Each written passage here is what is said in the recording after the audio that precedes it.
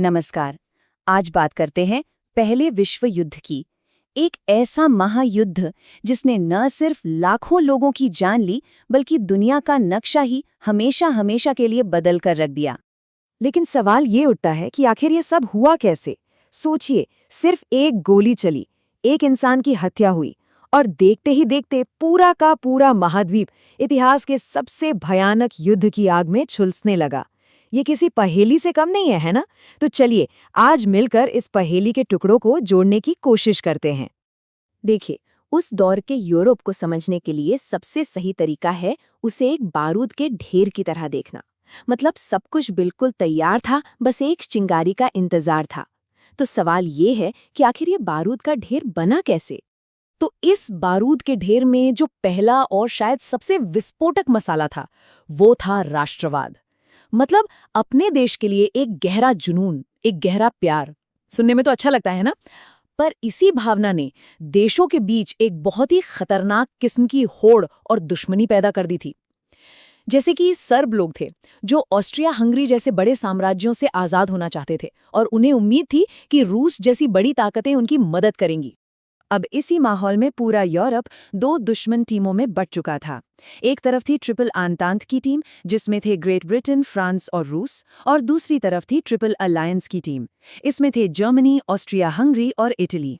और इन गठबंधनों का सीधा सा मतलब था कि अगर एक दोस्त पर हाथ उठाया तो सारे दोस्त मिलकर मारेंगे। मतलब एक छोटी सी लड़ाई भी बहुत जल्दी एक बड़ी जंग में बदल सकती थी।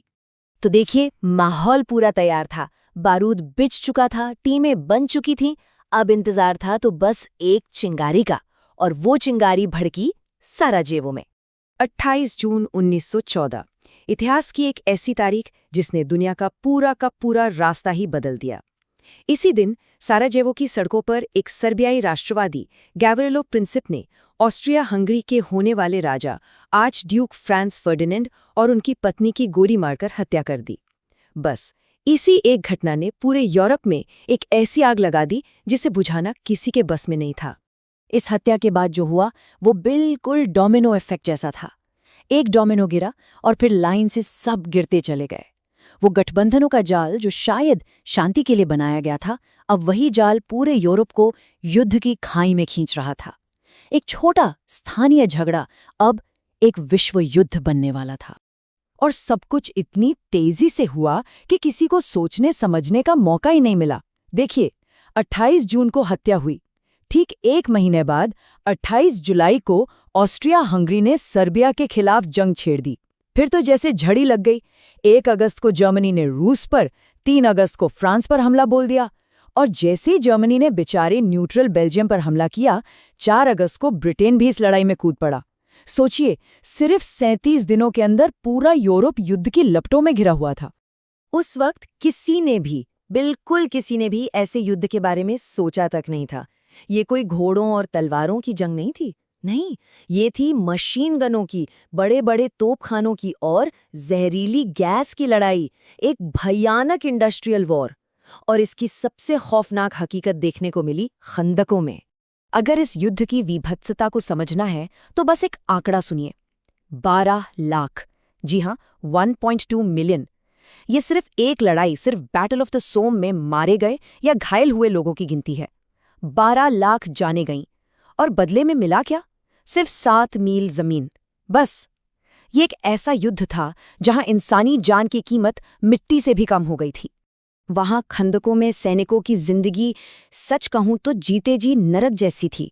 हर तरफ गंदगी, जूं, चूहे, लगातार कीचड़ और पानी में खड़े रहने से ट्रेंच फुट नाम की एक भयानक बीमारी हो जाती थी जिसमें पैर सड़ने लगते थे और उन्हें काटना पड़ जाता था। ऊपर से तोपों की बमबारी का शोर कभी नहीं रुकता था जिसने सैनिकों को शेल शॉक का शिकार बना दिया। एक ऐसा दिमागी सदमा जिससे बहुत से लोग कभी बाहर ही नहीं आ पाए। और दोनों तरफ की खंदकों के बीच की जो खाली जगह थी उसे कहते थे नो मैन्स लैंड। वो मौत का खुला मैदान था। ये लड़ाई सिर्फ मैदानों पर नहीं लड़ी गई, इसका असर बहुत गहरा था। और जब 4 लंबे भयानक सालों के बाद ये आग ठंडी पड़ी तो दुनिया वैसी नहीं थी जैसी पहले हुआ करती थी। वो हमेशा के लिए बदल चुकी थी। इस महायुद्ध में जो नुकसान हुआ उसके आंकड़े दिमाग सुन्न कर देते हैं। कुल मिलाकर करीब करीब 2 करोड़ 15 लाख मौतें। इनमें 85 लाख सैनिक थे और 1 करोड़ 30 लाख आम नागरिक थे। सोचकर देखिए, ये संख्या इतनी बड़ी है कि इसकी कल्पना करना भी मुश्किल है। जैसे कोई पूरा का पूरा बड़ा देश ही दुनिया के नक्शे से मिट गया हो। ये वाकई में मानव इतिहास की सबसे बड़ी त्रासदियों में से एक थी। तो इस तबाही के बाद दुनिया का चेहरा कैसा था? खैर, 4 बहुत बड़े बड़े साम्राज्य, जर्मन, ऑस्ट्रिया हंगरी, ऑटोमन और रूसी साम्राज्य, ये सब खत्म हो गए, इतिहास बन गए। दुनिया का नक्शा दोबारा बनाया गया, कई नए देश उभर कर सामने आए। भविष्य में ऐसा दोबारा न हो, इसके लिए कोशिश की गई लीग ऑफ नेशंस बनाकर, जो कि खैर नाकाम रही। और एक और भयानक चीज जो इस युद्ध ने दुनिया को दी, वो था स्पेनिश फ्लू। ये महामारी सैनिकों के साथ साथ पूरी दुनिया में फैल गई और इसने युद्ध से भी ज्यादा करोड़ों लोगों की जान ले ली। और ये सब हमें एक बहुत बड़े सवाल पर लाके खड़ा कर देता है। पहले विश्व युद्ध को कहा गया था the war to end all wars, मतलब वो युद्ध जो सभी युद्धों को खत्म कर देगा। पर क्या सच में ऐसा हुआ? क्या इससे दुनिया में शांति आई, या फिर इसने उन घावों को और गहरा कर दिया, उन कड़वी यादों को जन्म दिया, जिनकी वजह से ठीक 20 साल बाद दुनिया को एक और, इससे भी ज्यादा भयानक विश्व युद्ध देखना पड़ा?